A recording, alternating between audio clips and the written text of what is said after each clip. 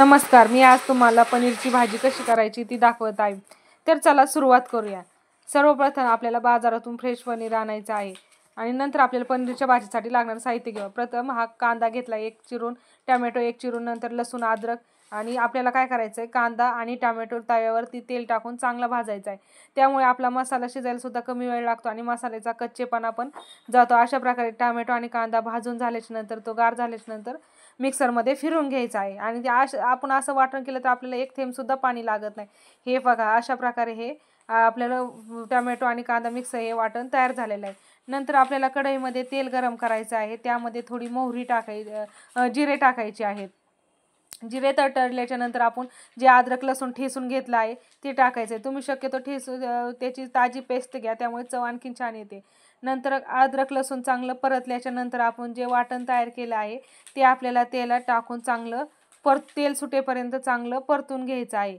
आणि ते वाटण टाकण्याच्या आधी हे थोडं एक चमचाभर बेसन पीठ टाकलं आहे. बेसन पिठामुळे काय होतं, आपली जी पनीरची भाजी ना ती पाणी एकीकडं आणि भाजी एकीकडं असं होत नाही. बेसन परतल्यानंतर आपल्याला हे वाटण टाकायचं आहे आणि चांगल्या प्रकारे परतून घ्यायचं आहे. तेल सुटेपर्यंत परतायचं आहे. वाटण चांगलं तेल सुटेपर्यंत परतल्याच्या नंतर आपल्याला त्यामध्ये मसाले टाकायचे आहेत.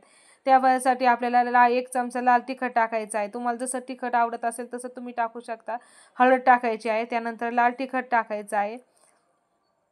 त्यानंतर तुमच्याकडे जो पनीर मसाला असेल तो पनीर मसाला टाकू शकता. मी हा सुहाना पनीर मसाला आणला आहे, तो मी एक चमचाभर पनीर मसाला टाकते आहे. त्यानंतर तुमच्याकडे जर किचन किंग मसाला असेल तर तो तुम्ही अर्धा चमचा किचन किंग मसाला टाका आणि हे चांगले मसाले वाटणामध्ये चांगल्या प्रकारे परतून घ्या. त्यामुळे किचन किंग मसाल्यामुळे पनीरच्या भाजीला टेस्ट आणखीन छान येते. अशा प्रकारे आपल्याला हे मसाले तेलामध्ये वाटणामध्ये चांगले परतून घ्यायचे आहेत. अशा प्रकारे मसाले परतल्याच्या नंतर आपल्याला त्यामध्ये जे आपण पनीर आणलं आहे त्याचे आपल्याला छोटे छोटे क्यूब्स करून घ्यायचे आहे. असे तुम्ही छोटे छोटे चौकोनी आकाराचे तुकडे करू शकता. हे पहा, असे मी पनीरचे काप केले आहे.